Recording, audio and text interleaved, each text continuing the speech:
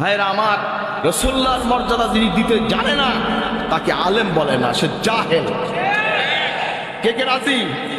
কে কে রাজি? কে কে রাজি? চিল্লায়ে কোন নারায়ে তাকবীর। ও জাহেল, ও আলেম হতে পারে না। নবীকে বলে মূর্খ নবী, নবীকে বলে মাটিতে মিলে গেছে, নবীকে বলে কি বলে যে কত কথা। নবীরা মরে গেছে, আমরা যেমন মরছি নবীও সেরকম মরছে। কুল্লু নফসিন যায়কাতুল মউত, প্রত্যেকটি জীবনকে, নফসকে মৃত্যুর স্বাদ গ্রহণ করতে হবে, ঠিক কিনা কন? আল্লাহ নবী তিনি সালামের উত্তর দেন কি দেন? নবী বলেন যে যখন আমরা নবীজিকে সালাম ও দরুদ পাঠাই, সুবহানাল্লাহ, তখন আল্লাহ পাক তার রূহকে ফেরত দেন। ফেরত কোথায় আসে? এই মিয়া সাহেব, ফেরত কি জেসেমে আসে না ভাসমান? কথা বলেন না কেন? জেসেমে আসে। নবীজি তার স্বয়ং নিজের মুখ থেকে উত্তর দিচ্ছেন, সুবহানাল্লাহ কান। জেসেমে যদি রূহ প্রবেশ করে তাকে মুর্দা বলা যায়? বলেন তো, মুর্দা বলা যায়? মউত কাকে বলে? মৃত্যু কাকে বলে? রূহকে জেসেম থেকে ছিনাইয়ে নেওয়া কি মৃত্যু বলে? এই রূহটা আমাদের জেসেমে আছে, যখন রূহটা বের হয়ে যাবে আমি মুর্দা হয়ে যাব, ঠিক না ভাই? ঠিক না হাজরিন? রূহ হচ্ছে আল্লাহর হুকুম। কুলির রূহ মিন আমরি রাব্বি ওমা উতিতুম মিনাল ইলমি ইল্লা কলিলা। বলেন না সুবহানাল্লাহ। আল্লাহর আদেশ, আল্লাহর আদেশে এই রূহ প্রবেশ করে। যখন আল্লাহর হুকুম হয় রূহটা বের হয়ে যায়, সুবহানাল্লাহ। মালাকুল মউত কি আগে জানে? 100 বছর আগে জানে যে কার মৃত্যু কখন? জানে। আল্লাহ যখন আদেশ করেন তখন তাকে সিগন্যাল দেওয়া হয়, সুবহানাল্লাহ।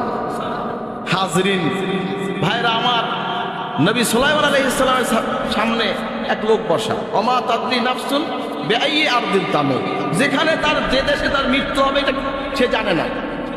সুলাইমান আলাইহিস সালামের দরবারে এক লোক বসা, মালাকুল মউত এসে ওই লোকটার দিকে এক নজরে চাইয়ে রয়েছে, সুবহানাল্লাহ কর। কিছুক্ষণ পর চলে গেছে।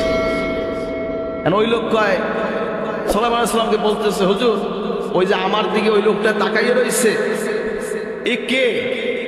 সুলাইমান আলাইহিস সালাম, এ তো আজরাইল, মালাকুল মউত। পাইছে ভয়, হুজুর আমি এ দেশে থাকবো না, আমাকে এখান থেকে অন্য দেশে পাঠাই দেন। তখন তাকে হযরত সুলাইমান আলাইহিস সালামের ওখান থেকে সরাই অন্য রাষ্ট্রে হাওয়াকে নির্দেশ দিয়ে দিলেন, পাঠাই দেন। তারপরে দেখে যে সেই লোক আবার সেখানে উপস্থিত, সে যাইয়া ওই লোকের জান কবজ করে ফেলছে, সুবহানাল্লাহ কেন? ভাইরা আমার, কিছুক্ষণ পরে মালাকুল মউত আসছে। আইসা সুলাইমান আলাইহিস সালাম জিজ্ঞাসা, কি খবর, তুমি ওদিকে চাইয়ে রয়েছো? হুজুর আমি আশ্চর্য হয়েছি, কিছুক্ষণ পরে ওর জান কবজ করতে হবে, আল্লাহর হুকুম হয়েছে, সুবহানাল্লাহ কেন? আল্লাহ বলছেন অমুক দেশে তার জান কবজ হবে। আমার কাছে যে নোটটা আসছে, ফাইল নোট হয় না, ফাইল নোট, বাংলাদেশের সরকারি যত অফিস আদালত কাগজপত্র ফাইল নোট আকারে যায় কিনা, ডিসি এসপি, এরপরে আপনার এই ডিসি টিওনো হইয়া ওসি এসপি এভাবে করে ভাগ ভাগ হয়ে যায় কিনা ভাই? আছে কি নাই? তদ্রুপ আমার আল্লাহরও সিস্টেম আছে, আল্লাহর সোলজার ফেরেশতারা, সুবহানাল্লাহ কেন, নির্দেশ দেওয়া আছে, অমুকের হায়াত এতটুকু, অমুকের হায়াতের রেজেকের ফেরেশতা আছে, বিভিন্ন ফেরেশতা আল্লাহ নিয়োগ করে রাখছে। হাজরিন, মালাকুল মউত কয়, হুজুর আমি দেখে আশ্চর্য হয়ে গেছি, তার অল্পক্ষণের মধ্যে তার কবজ করতে হবে। এখন যেখানে নির্দেশ সেখানেই করতে হইবে, অন্য জায়গায় সে করতে পারবে না, কন্যা, সুবহানাল্লাহ। হাজরিন, এরপরে হযরত সুলাইমান সাহেব বললেন, ও তো ভয় পাইছে, আমি ও অমুক দেশে যাইতে চাইছে, আমি হাওয়াকে নির্দেশ দিয়ে ওকে সেখানে পাঠাইছি। বলেন না সুবহানাল্লাহ। কেউ জানে না কার মৃত্যু কোন দেশে আছে, কার খাবার কোথায় আছে, রেজেক কোথায় আছে, কেউ জানে না। বলেন না সুবহানাল্লাহ। কে জানে? বলেন কে জানে? আল্লাহ জানেন। বলেন না সুবহানাল্লাহ। হাজরিন, নবীদের ক্ষেত্রে নবীদের ইন্তেকাল কোথায় হবে, আল্লাহ রাসূল সাল্লাল্লাহু আলাইহি ওয়াসাল্লাম যখন ইন্তেকাল করেছেন তার অনুমতি চাইছে জিবরাইল, এই আজরাইল সালাম। প্রথমে জিবরাইল সালাম আসছেন, বলে ইয়া রাসূলুল্লাহ, এর আগে কখনো এই ফেরেশতা আপনার কাছে আসে নাই, আজকে যিনি আসছেন তিনি এর আগে কখনো আপনার কাছে আসেন, তিনি আজকে আসছেন, আল্লাহ পাক পাঠাইছেন, আল্লাহ আপনাকে সালাম দিয়েছেন, আপনি কেমন আছেন আল্লাহ জিজ্ঞাসা করছেন। আল্লাহ দেখেন কি দেখেন? বলেন না সুবহানাল্লাহ। হাজরিন, তখন মালাকুল মউত বললেন, নবীজি বলছে আমার খুব কষ্ট হইতেছে, আমার খুব কষ্ট হচ্ছে। হাজরিন খায়বরে আল্লাহ নবী সাল্লাল্লাহু আলাইহি ওয়াসাল্লামকে বকরির গোশতের সাথে বিষ মিশিয়ে খাওয়াইছিল।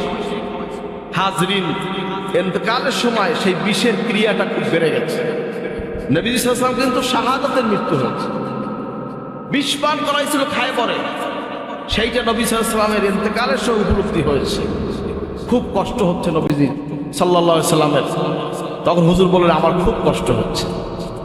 তখন মালাকুল মউত তিনি বললেন ইয়া রাসূলুল্লাহ, আল্লাহ পাক আমাকে পাঠাইছেন, যদি আপনি যেতে চান আপনাকে নিয়ে যাইতে বলছে, আপনি থাকতে চান আপনাকে রাখিয়ে আসতে। সুবহানাল্লাহ। হাজরিন, আমার মতন মৃত্যু কি নবীজির হোক? আমাদের মতন মৃত্যু কি নবীজির হয়েছে? কি ভাই হয়েছে? সুবহানাল্লাহ। তিনি রহমাতুল্লিল আলামিন, তিনি আল্লাহর বন্ধু। কার সাথে কার তুলনা দিচ্ছ? যে বলছে সেও আলেম দাবি করে। মনের দুঃখ এইটা।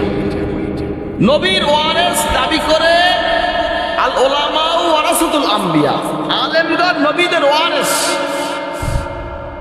হাজরিন, আল্লাহ পাক তার নবীকে আদব শিখাইছেন, নবীও তার সাহাবীদেরকে আদব শিখাইছেন। আর ও বেয়াদব কি বলে, নবী আমার মতন মানুষ, জোরে কার নাউজুবিল্লাহ।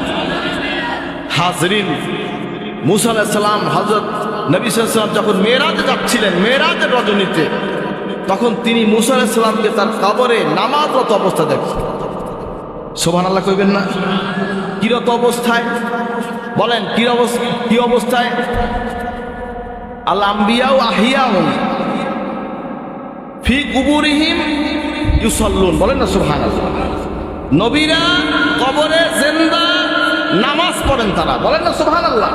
সকল নবীরা, সুবহানাল্লাহ কোন। বিশেষ করে মুসা আলাইহিস সালামের ক্ষেত্রে আল্লাহ নবী সাল্লাল্লাহু আলাইহি ওয়াসাল্লাম নিজে দেখেছেন মুসা আলাইহিস সালাম নামাজ পড়তেছেন। সুবহানাল্লাহ। আস্তে কোন কা, জোরে কোন সুবহানাল্লাহ। নবীরা মুর্দা, আবার বলে কি শুনবেন, নবীরা আমার নবীর ক্ষেত্রে বিশেষ করে বলে যে মাটিতে মিশে গেছে, মদিনায় যাওয়ার দরকার কি, ওখানে কি আছে, জিয়ারতের উদ্দেশ্যে যাওয়া যাবে না, মাটিতে মিলে গেছে। বুঝছেন তো? বুঝছেন তো? নবী মাটিতে মিলে গেছে, বলেন নবী মাটিতে মিলে গেছে, মিলে গেছে। আল্লাহ পাক ইন্নাল্লাহা হারামা আলাল আরদি আন তাকুলা আজসাদাল আম্বিয়া, বলেন না সুবহানাল্লাহ। নবীদের জন্য মাটিকে স্পর্শ করা আল্লাহ পাক মাটির জন্য হারাম করে দিয়েছেন। সুবহানাল্লাহ। আস্তে কোন কেন, কে গুনাহ হবে নাকি? জ্বর যত জোরে গলা আছে চিল্লে এখন সুবহানাল্লাহ। নবীদের জন্য মাটি স্পর্শ করা হারাম। নবীদের দেশে কিয়ামত পর্যন্ত স্পর্শ করতে পারবে না। হাজরিন, এরপরে রওজা শরীফের গম্বুজ ভাঙার জন্য অনেক ষড়যন্ত্র চলছে, করেছে পূর্বে। হাজরিন, আল্লাহ নবী সাল্লাল্লাহু আলাইহি ওয়াসাল্লাম ইন্তেকাল করেছেন, সাহাবায়ে কেরামদের মধ্যে ইখতিলাফ সৃষ্টি হয়ে গেল। কেউ বলল বাইতুল মুকাদ্দাসে গিয়ে নবীজির মাজার হবে, কবর হবে, কেউ বলে মাতাফে কবর হবে, কেউ বলে জান্নাতুল বাকিতে হবে। সাইয়েদনা খলিফাতুর রাসূলুল্লাহ আবু বকর সিদ্দিক ইবনে আবি কুহাফা রাদিয়াল্লাহু তাআলা আনহু তিনি বললেন, আমি নবীজিকে শুনেছি হাজরিন যেখানে নবীর ইন্তেকাল করেন সেখানেই তাদের কবর হয়, বলেন না সুবহানাল্লাহ। আরে গণ্ডমূর্খ কয় কি বলে? এরা কি আলেম? বলেন আলেম?